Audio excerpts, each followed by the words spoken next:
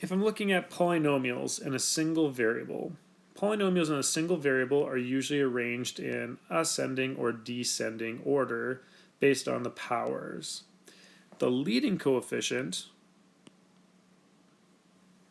is going to be the coefficient of the term with the largest exponent on the variable.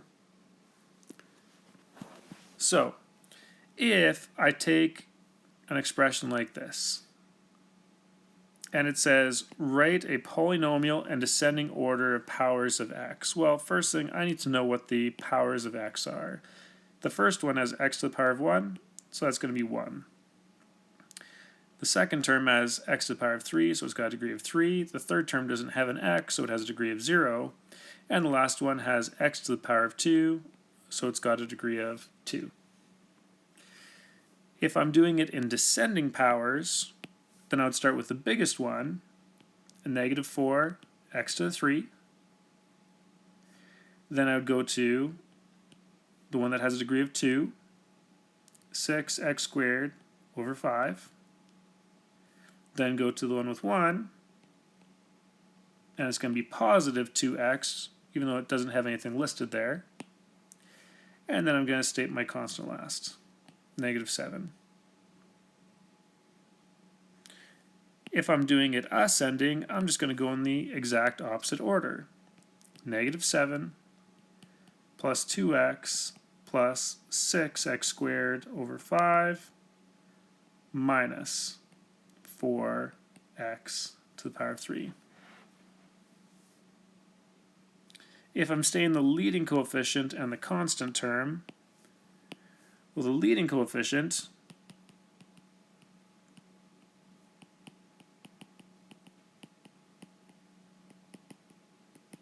is the coefficient of the one with the highest degree.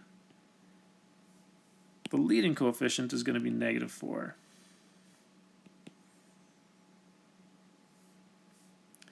The constant is the one that doesn't have a variable, as you can see here. The constant is negative 7.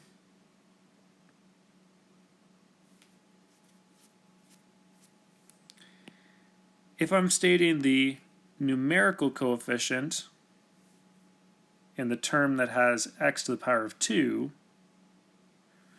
well, if I just take a look at this one that has x to the power of 2, then it's being multiplied by 6 and divided by 5. Another way to state that is that it's being multiplied by the fraction 6 over 5.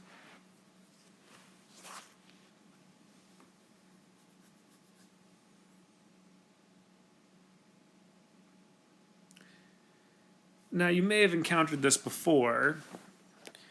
If I'm using algebra tiles, then the small squares have a side length of 1 by 1. The rectangles have a side length of 1 by x. And the big squares have a side length of x by x. What they represent is the multiplication of the sides. Here, if I took 1 times 1, I'm going to get 1. 1 times x is going to give me x, and x times x is where I get the x squared. If it is shaded, it's considered positive. If it is unshaded, it's considered negative. So if I'm stating the polynomials that these represent, then the first one has a negative x squared. It's got positive 2x's, and it's got a positive 1. For example, B, here I would have 2x squareds minus an x plus an x minus 3 and plus 2. And the positives and negatives will cancel each other out. A negative x and a positive x will cancel each other out. A negative 1 and a positive 1 will cancel each other out. So the simplified form of this would just be 2x squared minus 1.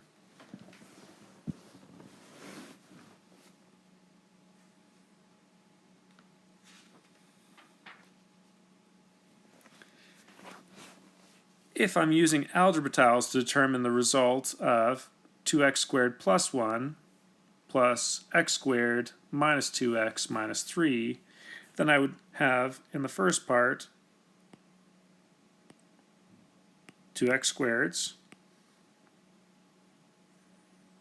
I would have a positive 1. In the second part, I have a positive x squared.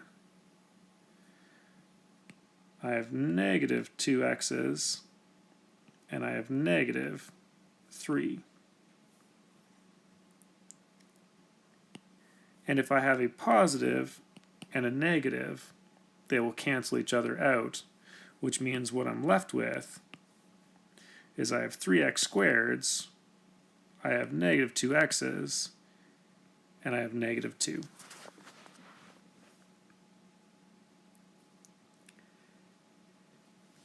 If I am subtracting a polynomial, then it's the same as flipping the sign on the second part.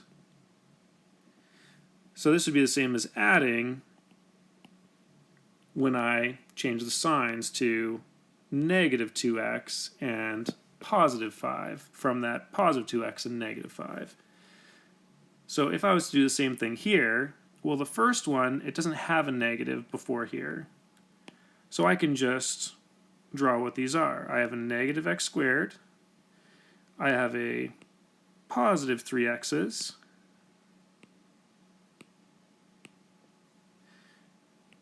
And I have a negative 2. And then when I flip the signs here, this is going to become negative, this is going to become positive, and this is going to become positive. So I have a negative 2x squareds, I have a positive x, and I have a positive 1. And the same thing is going to happen. I'm going to cancel out if I have a negative and positive of the same shape. And I'm going to say that in the end, this would be negative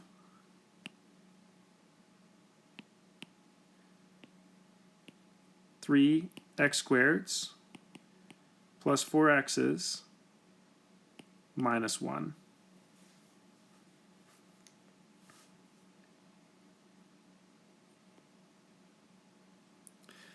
If I'm talking about like terms refers to any terms with the same variables that have the same exponents attached to them. So if I had just a's, those would all be like terms. If I had just x cubes, those would all be like terms. If I have unlike terms, it means that even if I have the same variable, they have different exponents, like I see here. This one is x to the 3, x to the 2, and x to the 1. I can't combine those. Or if it has two different variables, then those ones also can't be combined.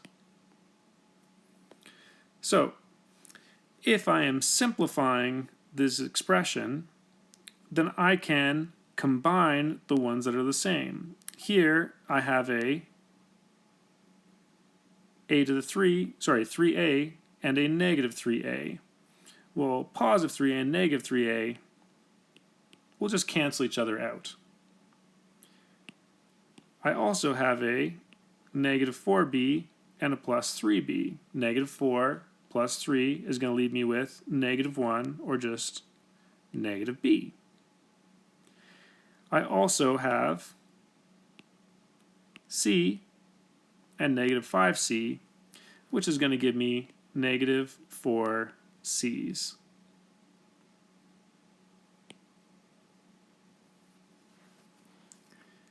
I can do the same thing if I stack it up vertically, and in this case I'm going to be subtracting them. If I take 4x squareds and I subtract 2 of them, then I'm just left with 2x squareds.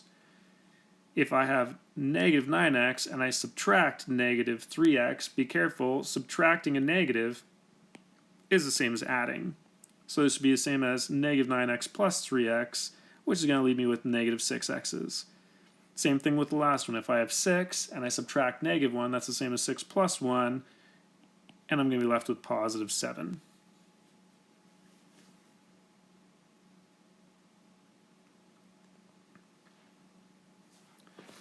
So for the last example, we're going to do the exact same thing. I'm going to look for like terms, and I'm going to combine them.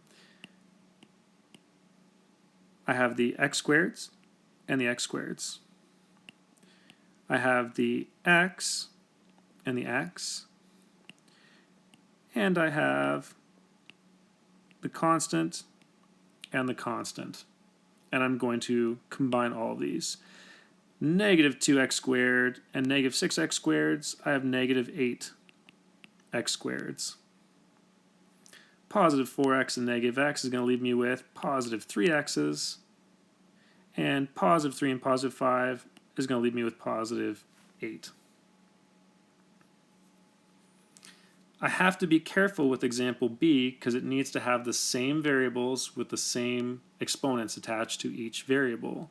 So when I'm doing these ones, if I have a squared b, I need to find another a squared b. If I have a ab squared, the one I connect it to has to be a ab squared.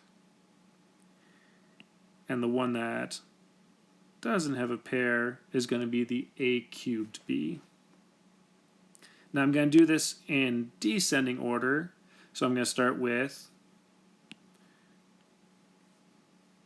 4a cubed b, the one that has a degree of 4. The other two both have a degree of 3, but one of them has a bigger exponent, so I'm going to do that alphabetically. If I have a squared b and 5a squared b's, I have 6a squared b's. If I have negative ab squared and negative 7ab squared, I have negative 8ab squared. And that's it. Go ahead, try some practice.